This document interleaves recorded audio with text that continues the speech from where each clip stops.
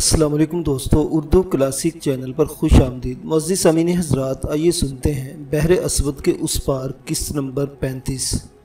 معزز سامعین، آپ سے امید کی جاتی ہے کہ ویڈیو کو لائک کریں اور چینل کو بھی سبسکرائب کر دیں، شکریہ۔ روسی لشکر کو مسلمانوں کے گھیرے میں آئے آج 20واں دن تھا۔ سب کچھ ٹھیک ٹھاک ہوا تھا اور اس وقت دریائے پرت کے مشرقی پہاڑیوں کے عقب میں چارلس اور صدر اعظم بلخجی جیسے مایہ ناز جنرل موجود تھے۔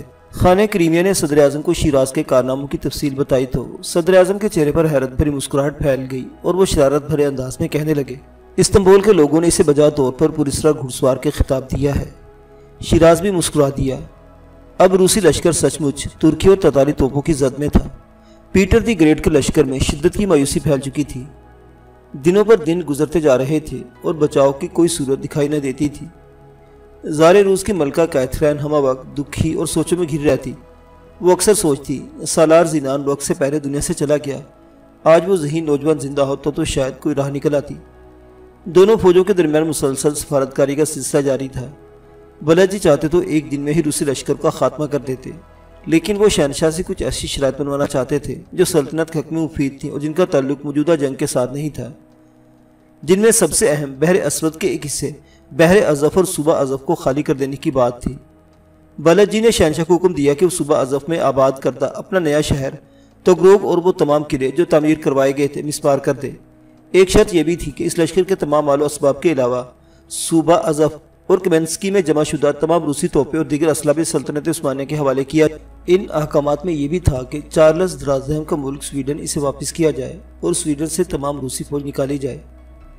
اس طرح کے سنگین احکامات زار روس کے لیے بے حد توہین کا باعث تھے اور وہ مسلسل ان کو ماننے میں لعت و لال سے کام لے رہا تھا۔ بلخجی نہیں چاہتے تھے کہ خون خرابہ ہو اور بے مقصد ہزاروں انسانی جانیں ضائع کر دی جائیں۔ خانہ کریمیہ اور سویڈن کے بادشاہ چارلس بلخجی سے اختلاف تھا۔ وہ شہنشاہ روس کو گرفتار کرنے اور روسی فوج کو ختم کرنے کے حق میں تھے، لیکن بلخجی کا خیال مختلف تھا۔ بلخجی جانتے تھے کہ اگر روسی لشکر کو یہاں کیڑوں مکوڑوں کی طرح مسل دیا گیا تو اہل روس بے حد مشتعل ہو جائیں گے اور اپنے ہزاروں فوجوں کا انتقام لینے کے لیے اس سے بھی بڑا لشکر لے کر سلطنت عثمانیہ پر حملہ ہوں گے۔ بلخجی دولت علیہ کے مفاد میں سوچ رہے تھے، لیکن چارلس اور خانہ کریمیہ کو اپنا انتقام عزیز تھا۔ البتہ نائب صدر اعظم عثمان پاشا اور رئیس افندی عمر پاشا، جو فی الحقیقت دشمنوں کے اعلیٰ کار تھے، صدر اعظم بلخجی کے فیصلے سے بہت خوش تھے۔ روسی شہنشاہ کو ختم کرنے میں صدر اعظم جس قدر تاخیر سے کام لے رہے تھے، غداروں کی خوشی میں اضافہ ہو رہا تھا۔ لیکن بلخجی کو زار روس یا غداروں سے کوئی ہمدردی نہ تھی، انہیں تو دولت علیہ کا مفاد عزیز تھا۔ شیراز یہ بات اچھی طرح جانتا تھا، یہی وجہ تھی کہ وہ بلخجی کے فیصلے پر خوش تھا۔ آج بلخجی کو اس وادی میں پہنچے دوسرا دن تھا۔ بلخجی تمام ہنگامی کاموں سے فارغ ہوئے تو انہوں نے شیراز کو اپنے پاس علیحدہ خیمے میں بلوا بھیجا۔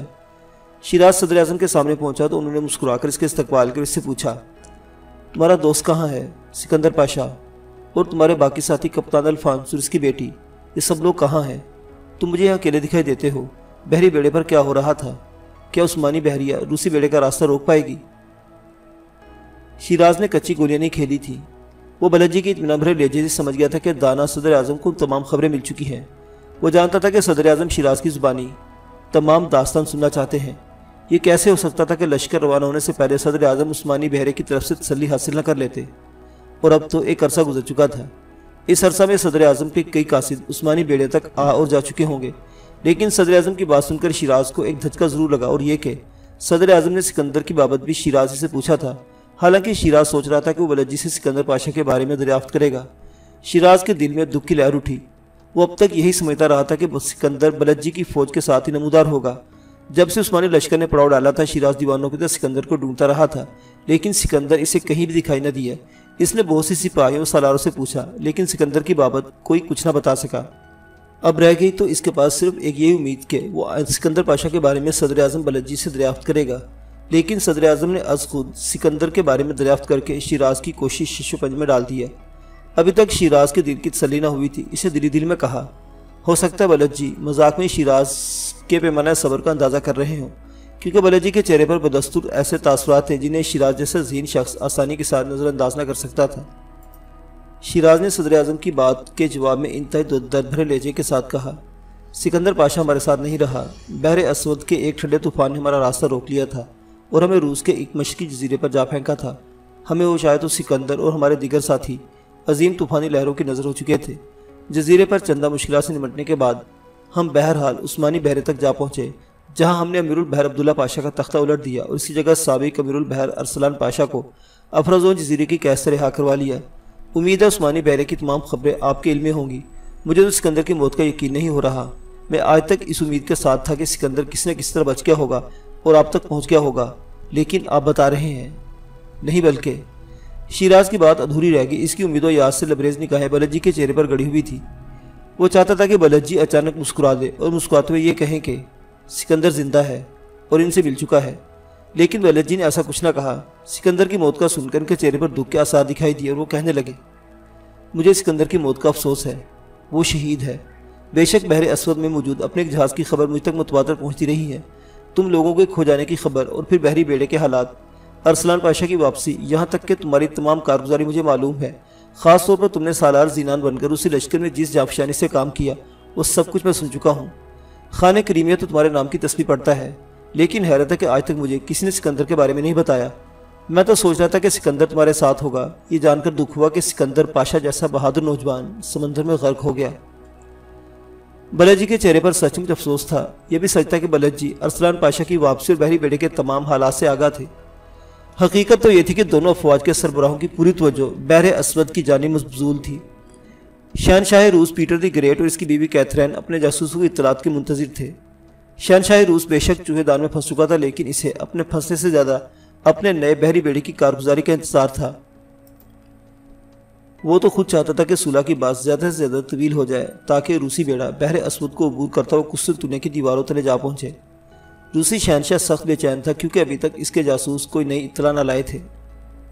یہی صورتحال صدر اعظم بلد جی کی تھی۔ بلد جی کی تمام طور توجہ اپنے بحری بیڑے کی جانب مبذول تھی۔ انہیں تسلی تھی کہ غدار امیر البحر عبداللہ پاشا کے بعد اب روسی جہازوں کو غرق کے آب کر دینا عثمانی بحرے کے لیے مشکل نہیں ہوگا، لیکن یہ بلد جی کا انتہائی خفیہ راز تھا اور اب تک شیراز نے بھی کسی کو یہ نہ بتایا تھا کہ عثمانی بیڑے پر انقلاب آ چکا ہے۔ دراصل صدر اعظم بلد جی شہنشاہ روس کو زیادہ سے زیادہ بے خبر رکھنا چاہتے تھے، حالانکہ وہ جانتے تھے کہ نائب صدر اعظم عثمان پاشا سے بیڑے پر انقلاب کی خبریں نہیں چھپائی جا سکتی۔ کسی بھی لمحے عثمان پاشا اور رئیس افندی کے خاص آدمی انہیں بیڑے پر انقلاب کی اطلاع دے سکتے ہیں۔ بلد جی یہ بھی سوچتے تھے کہ ہو سکتا ہے عثمان پاشا اب تک بیڑے پر تبدیلی کی خبر پا چکا ہو، لیکن حقیقت تو یہ تھی کہ روسی لشکر کے گرد عثمانیوں کا کڑا پہرا تھا۔ ماں سوائے سفیروں کے کسی ایک شخص کا بھی روسی لشکر سے نکلنا ممکن نہیں تھا۔ اس طرح کے حالات میں شہنشاہ روس کا اپنے بیڑے کی خبروں سے محروم رہنا قدرتی امر تھا۔ بلد جی نے آگے بڑھ کر شیراز کے دونوں کندھوں پر ہاتھ رکھ دیا۔ شیراز میں تم سے بہت خوش ہوں۔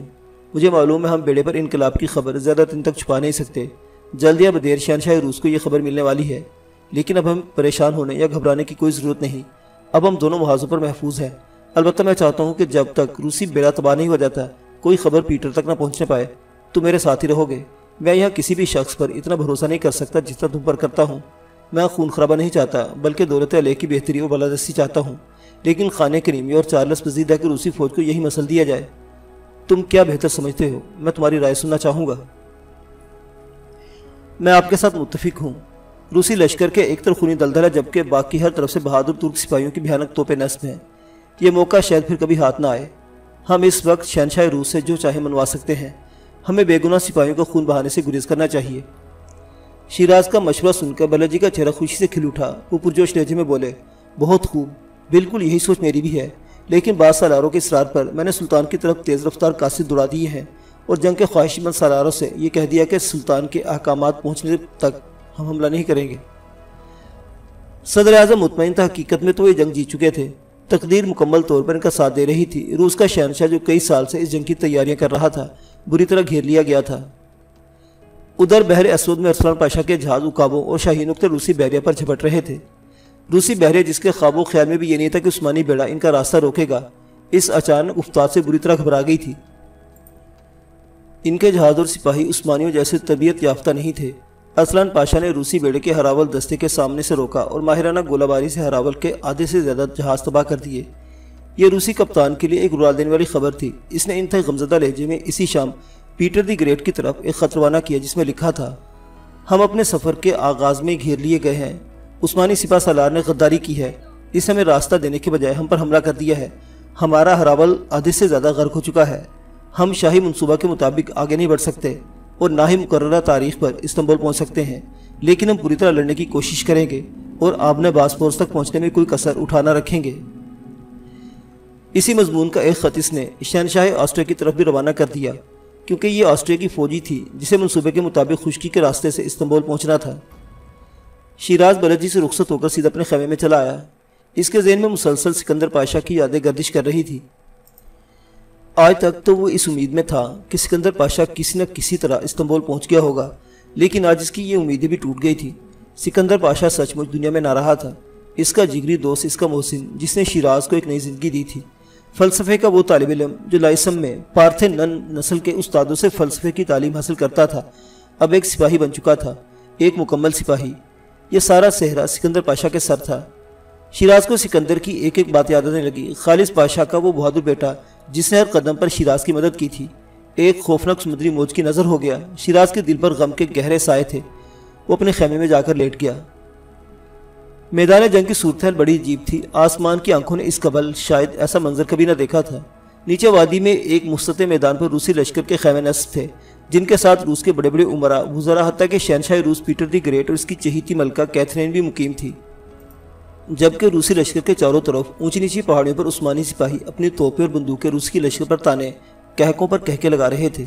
ہر سپاہی کے اندر کھلبلی مچا دینے کی خواہش تڑپ رہی تھی۔ وہ جانتے تھے کہ اس قدر ترنے والا شاید زندگی میں پھر کبھی کھانے کو نہ ملے، لیکن روس کا عظیم شہنشاہ پیٹر کچھ اور ہی ٹھان چکا تھا۔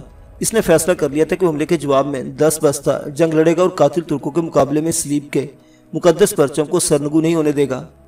لیکن ایسا سب کچھ اس نے حملے کی صورت میں سوچا تھا۔ اگر بلدجی کے سپاہی حملہ نہ کرتے تو پھر روسی شہنشاہ کی سوچ الگ تھی۔ وہ صلح چاہتا تھا۔ وہ چاہتا تھا کہ اس کا ایک سپاہی بھی نہ مرے اور وہ اپنے پورے لشکر کو زندہ بچا کر واپس لے جائے۔ یہی وجہ تھی کہ صلح کی بات چیت کو طول دے رہا تھا۔ اسے اپنے جاسوسوں کا انتظار تھا۔ وہ بے چین تھا کہ کب بحری بیڑے کی کامیابی کی خبر اس تک پہنچے اور کب وہ صلح کی بات چیت چھوڑ کر لڑائی کے لیے آمادہ ہو۔ ملکہ کیتھرین ہر وقت اپنے خیمے میں لیٹی کھوئی کھوئی نگاہوں سے خلا میں گھورتی رہتی تھی۔ اس کے دل میں کیا تھا؟ کیا موجودہ حالات کی پریشانی یا سالار زینان کی یاد؟ نہیں، اس کے دل میں کچھ شک تھا، کچھ ایسا شک جسے وہ کوئی نام نہ دے سکتی تھی۔ دراصل اسے مادام تھروشا کے بیٹے کلاڈیوس کی آنکھیں نہ بھولتی تھی۔ یہی آنکھیں سالار زینان کی تھی، لیکن سالار زینان تو سب کی آنکھوں کے سامنے دین مسیح پر اپنی جان نچھاور کر چکا تھا۔ ملکہ کی کیفیت عجیب تھی۔ شہنشاہ کے حکم پر بہت سے ماہرین خطرناک اور خونی دلدل پاٹنے پر غور کرنے لگے۔ طرح طرح کی ترکیبیں سوچی جاتی رہی، لیکن ابھی تک ان ماہرین کو دلدل کی اصل وسعت کا اندازہ ہی نہیں ہو سکا تھا۔ بلدجی کا خیمہ مشرقی پہاڑی پر ایک واضح جگہ نصب تھا، جہاں سے دور دور تک پوری وادی دکھائی دیتی تھی۔ دن بھر بلدجی کی دوربین بلدجی کی آنکھوں سے ٹکی رہتی۔ وہ دلدل کے نزدیک کام کرتے روسی سالاروں کو دیکھتے اور پریشانی کے عالم میں یہ سوچتے رہتے کہ آخر روسی فوجی کیا کر رہے ہیں۔ دن بھر شیراز بلدجی کے آس پاس ہی رہتا ہے۔ شیراز کا ذمہ داری سب سے ضروری کام یہ تھا کہ وہ شام کا دھندلا گر چھاتے ہی پوری وادی کی نگرانی سنبھال لے۔ بلدجی نہیں چاہتے تھے کہ عثمانی لشکر سے روسیوں کا کوئی جاسوس نکل کر روسی پڑاؤ کی طرف جا سکے۔ دن کی روشنی میں تو ایسا ممکن نہیں تھا، لیکن رات کی تاریکی میں بہت کچھ ہو سکتا تھا۔ بلدجی نے برق رفتار سواروں کا ایک دستہ شیراز کے حوالے کر دیا۔ شام ہوتے ہی شیراز اپنے گھوڑے کی پشت پر سوار ہوتا اور پھر اگلی صبح نماز فجر کے وقت گھوڑے کی پشت سے اترتا۔ یہ تمام راتوں کسی چھلاوے کی طرح پوری وادی کے کئی چکر لگاتا۔ اپنے ماہر دستے کو اس نے کئی حصوں میں بانٹ رکھا تھا اور شیراز کی موجودگی میں سچ مچ کوئی بھی پرندہ روسی پڑاؤ کی جانب پر نہیں مار سکتا تھا۔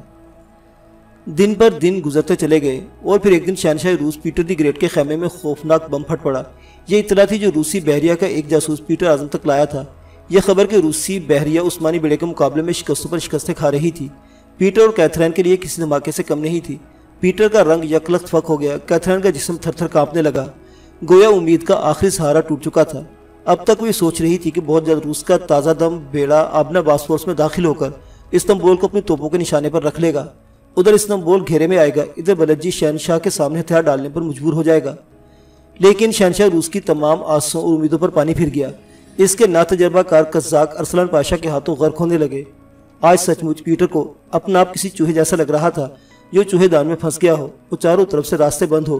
اب مرنے کے سوا پیٹر کے پاس صرف ایک ہی راستہ تھا اور وہ یہ تھا کہ وہ بلدجی کی تمام شرائط بلا چوچرا مان لے۔ لیکن شہنشاہ ایسا نہ کرنا چاہتا تھا۔ یہ پوری مسیحی دنیا کی رسوائی تھی۔ اس سے تو بہتر تھا کہ شہنشاہ خود بہادر کو لڑتا ہوا جان دے دے۔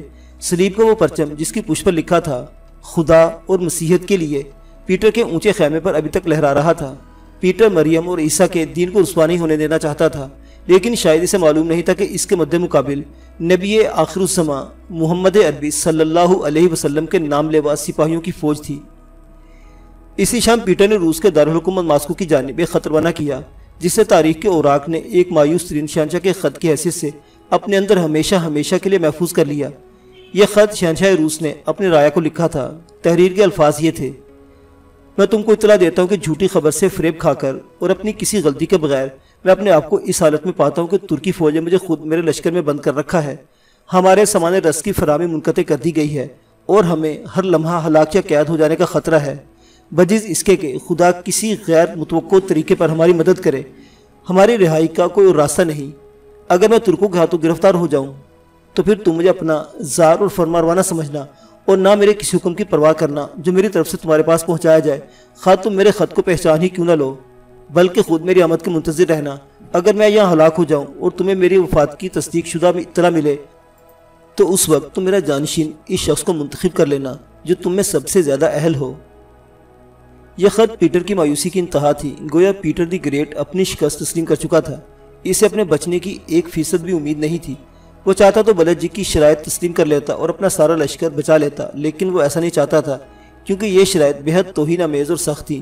بحر ازف کو چھوڑ دینا، روس کے صوبہ ازف کو چھوڑ دینا یا روسی اسلحہ وغیرہ ترکوں کے حوالے کر دینا کوئی اتنی بڑی بات نہ تھی، لیکن پولینڈ کا پورا ملک مسلمانوں کو دے دینا، آئندہ ترکوں کے خلاف کبھی تلوار نہ اٹھانے کی قسم کھانا، تاج شاہی عثمانوں کے حوالے کرنا یا تمام شمالی مسیحی صوبے ترکوں کو سونپنا، ایسی شرائط تھی جو مسیح ملت کے لیے بے حد شرمناک اور ذلت آمیز تھی۔